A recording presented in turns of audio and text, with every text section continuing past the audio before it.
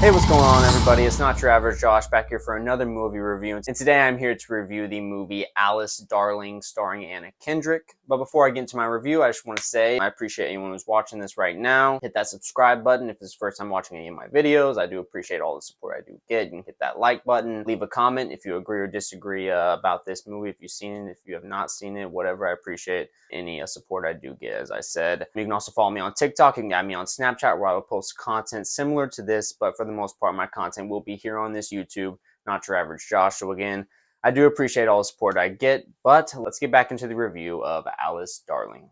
A young woman trapped in an abusive relationship becomes the unwitting participant in an intervention staged by her two closest friends. Now, going into this movie, I didn't know much about it. I just knew Anna Kendrick was in it, starring in it as Alice. It seemed like a kind of a psychological drama. I just saw maybe one or two trailers from it. I really didn't know much or at all what this movie was about.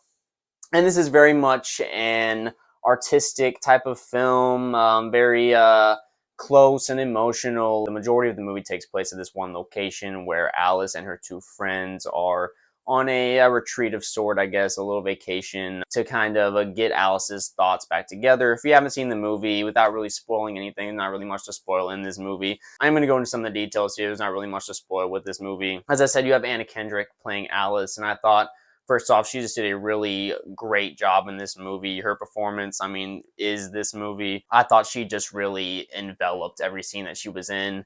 You really felt the emotional, mental aspect of what she was going through in this movie. As I said in the description, you have Alice here, who is in a relationship with Simon, who was played by Charlie Couric.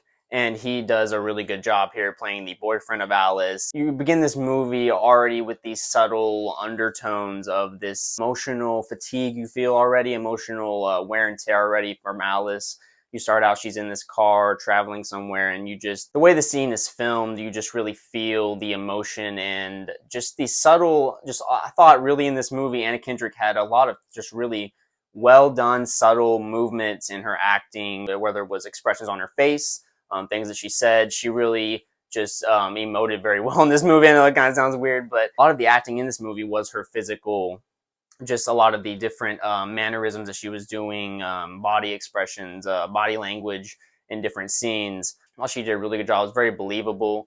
And really at the beginning, I didn't know if I was on her character's side, because the movie does a really good job of not giving you all the information from the beginning. You're really figuring things out from really how Alice is reacting to different things around her, and really what she explains and describes about the situation and how it really is. And at first you're kind of, well, man, this is just maybe a relationship that she's not happy with being in, but it didn't really feel like it was abusive like the description says. Then you really get into about the middle part and you figure out, yeah, Simon, her boyfriend, is a real asshole. He is just he's just that classic dickhead that's very just really mentally controlling, not in a physical way. He doesn't harm her that way, but almost this movie really does show a good job portraying mental abuse as being just as painful, just mentally, to you as physical abuse. It can be. Again, I don't want to make it seem like, one way is worse than the other. I'm just saying that the way the movie portrays it, it does really give you that same impact that you would feel in maybe another movie where a scene of a woman getting abused physically. And again, I thought Anna Kendrick just did a really good job of portraying that as well, to help that come across even more. Two friends here, one played by Kenatio Horn as Tess. Again, I'm sorry if I butchered your name. You also have Wunmi Masaku as Sophie, who I have seen a few other things. She is a really good actress, along with the other girl. I believe I've seen the other girl as well that played Tess. They both just did a really good job in this movie, playing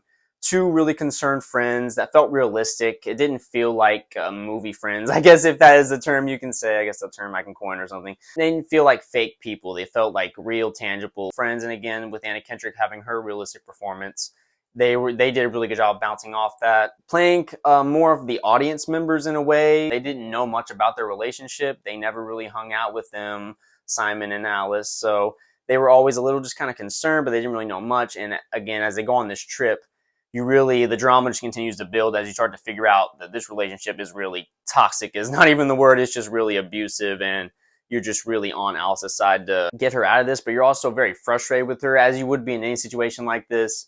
You're just really frustrated with why she's staying in this relationship. And it's one of those movies where if you get caught up in that, it might not be an enjoyable experience for you. For me, I thought the directing was so beautifully done.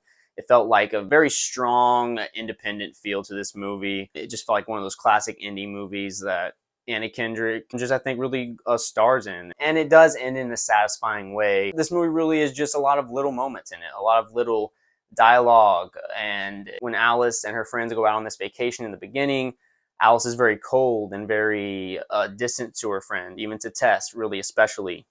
They have this kind of animosity, tension between those two, and they haven't been friends in a long time. They haven't hung out together. So they really have separated over time. And I really did like how the movie, as it progressed, and again, Anna Kendrick, just at the beginning, she's being cold because of this abusive relationship she's in. That's all she's focused on. She's just so, in this codependent mindset of trying to make him happy. And you really just feel her progression of finally, on this little excursion with her friends, to be able to get the wherewithal and, to be able to reset and to really be like, okay, is this how I want to live for the rest of my life? Do I want to be miserable? I mean, there's just scenes that she really just physical display of unhappiness, of just her pulling her hair out. And when the boyfriend just shows up randomly near the end of this movie, and that's really one of the last things that leads to her deciding to not be with him. There's a lot of just little great moments of dialogue, and the character progression in here, just from the journey Alice goes on from, just being locked in, stuck in this relationship, to becoming a free person doing what she wants to do. I just thought it was really well done. Not the best movie, there were certain things they could have, this is just a smaller movie. This isn't going to necessarily wow, I think, anybody. Even the performance by Anna Kendrick, it's not necessarily going to be like, oh, the best performance of the year.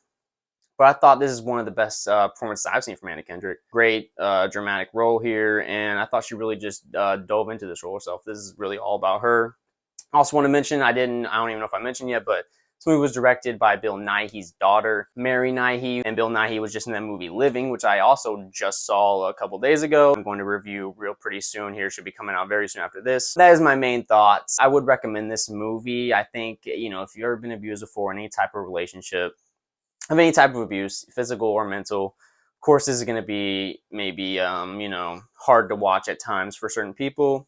But I think overall, if you can handle it, it's a very good story. A good story for anybody, I think, that maybe would ever go through something like this, of how you can get through it, and the importance of having friends with you, people that actually care about you and care about your happiness. A really nice, well-made movie. I'm going to give Alice Darling a 7 out of 10. Nice little movie. Appreciate it very much. Don't know how often I'm going to necessarily go back to see it. Again, with the harsh content, the nature of the movie, it's not that well made of a movie to where I'm going to want to, I didn't love it that much where I want to go back and see it over and over again or anything like that. But it is, I thought, a very well done movie, and I did like it pretty well overall. So yeah, I would definitely recommend going out and seeing it. But that'll be it for now. As I mentioned at the beginning of this video, leave a like, subscribe if you've never watched any of my videos before. This is your first time. I appreciate any of the support I do get. Leave a comment if you agree or disagree, if you've seen this movie or not. I appreciate all the support I get. You can follow me on TikTok, add me on Snapchat, where I will post content similar to this, but for the most part, my content will be here on this YouTube. Not your average Josh. That'll be it for now. I'll be looking for more videos very soon, and I will talk to you guys later.